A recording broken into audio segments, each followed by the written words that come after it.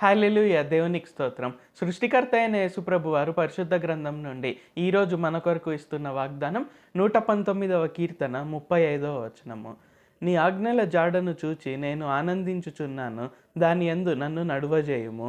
So, ఈరోజు వాగ్దానం గనుక చూసుకున్నట్లయితే ఏంటి, ఇక్కడ కీర్తనకారుడు ఏమని రాస్తున్నారు, నీ ఆజ్ఞల జాడను చూచి నేను ఆనందించుచున్నాను అని. సో, మనకు కూడా అనిపిస్తుంటుందన్నమాట మనం చదివినప్పుడు. అంటే మనం పరిశుద్ధ గ్రంథం చదువుతున్నప్పుడు ఆయన ఆజ్ఞలు చాలా బాగున్నాయి. అంటే నేను పూర్ణ హృదయంతో, పూర్ణాత్మతో, పూర్ణ మనసుతో నన్నే ఆరాధించాలని చెప్తున్నారు. అండ్ అలాగే నా వలె నిన్ను వలె నీ పొరుగు వారిని ప్రేమించమని చెప్తున్నారు.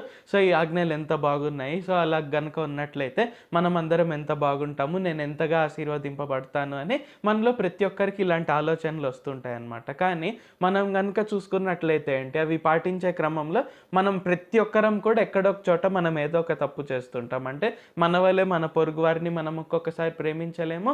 అండ్ అలాగే కూడా మనం పూర్ణాత్మతో, పూర్ణ మనసుతో, పూర్ణ శక్తితో మనం యేసుప్రభు వారిని, దేవుడైన యెహోవా వారిని మనం ఒక్కొక్కసారి ఆరాధించలేమన్నమాట. సో, ఇలాగేంటి మనం ఆజ్ఞల్లో ఒక్కొక్కసారి తప్పిపోతుంటాము. కానీ ఎలాగైనా పాటించాలి అని అనుకుంటూ ఉంటాం. కానీ ఇక్కడ మనము ఇందులోనే గనుక ఈ వచనంలోనే చూసుకున్నట్లయితే ఏంటి, వాటి యందు నన్ను నడువజేయము అని ఇక్కడ ప్రార్థన చేస్తున్నారనమాట. సో, ఆ విధంగా ఏంటి ప్రతిరోజు మనం ప్రార్థన చేయాలి. దేవా, మీ కృప వలన నేను నీతిమంతుడను, మీ కృప వలన నేను పరిశుద్ధుడను కాబట్టి నేను ఆ విధంగానే ప్రతిరోజు జీవించుటకు సహాయం చేయండి.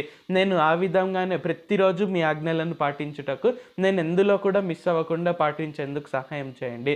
నేను ఇతరులను ప్రేమించుటకు సహాయం చేయండి తండ్రి అని. సో, ఇలాగ మనం ఆయన పైన ఆధారపడుతూ ప్రార్థన చేసినట్లయితే ఏంటంటే ఖచ్చితంగా వాటి అందే నడిచే విధంగా యేసుప్రభు వారు చూసుకుంటారు. సో, ఆయన కృప వలననే మనం ఈరోజు ఏమై ఉన్నామో అలాగా ఉన్నాం కాబట్టి మనం ప్రతిరోజు మన భారాన్ని అంతా ఆయన పైన మోపాలి. మనం ప్రతిరోజు ఆయన కృప పైన ఎక్కువగా ఆధారపడాలి. సో, మనం ఇది గుర్తుంచుకోవాలి. మనకు మనంగా ఆజ్ఞలు పాటించాలనుకుంటే మనం ఎక్కడో ఒక చోట మిస్ అవుతాం కాబట్టి మనం ప్రతిరోజు ఎప్పుడైనా సరే మనం ఖచ్చితంగా ఆయన కృప పైన ఆధారపడినట్లయితే ఏంటంటే ఆయనే మనల్ని ఆయన ఆజ్ఞలలో నడిచే విధంగా చూసుకుంటారు. ప్రార్థించుకుందాం. ప్రభువా, దేవా, సర్వాధికారి, మాకు ఇంకొకసారి ప్రార్థించుకునేందుకు అవకాశం ఇచ్చినందుకు వందనాలు తండ్రి. మీరు మా కొరకే చేసిన ప్రతి ఒక్క మేలుని బట్టి మీకు వందనాలు, స్తుతులు, స్తోత్రాలు తండ్రి. ఈరోజు వాగ్దానంని బట్టి వందనాలు తండ్రి. మీ ఆజ్ఞలు చాలా గొప్పవి కాబట్టి, చాలా బాగా ఉంటాయి కాబట్టి మేము ఖచ్చితంగా వాటి యందు నడుచుకొనుటకు మాకు మీ శక్తి సామర్థ్యాలను ఇవ్వండి. ప్రతిరోజు మేము మీ కృప పైన ఆధారపడుటకు, మా భారాన్నంతా మీ పైన మోపుటకు సహాయం చేయండి.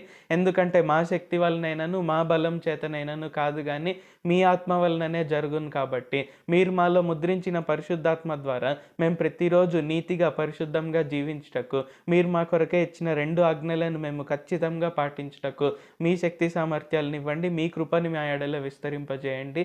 నజరేయుడైన సర్వశక్తిగల యేసుక్రీస్తు నామంలో ప్రార్థిస్తున్నాం తండ్రి. ఆమేన్. Thank you Jesus. దేవుడు మిమ్మును ఆశీర్వదించును గాక.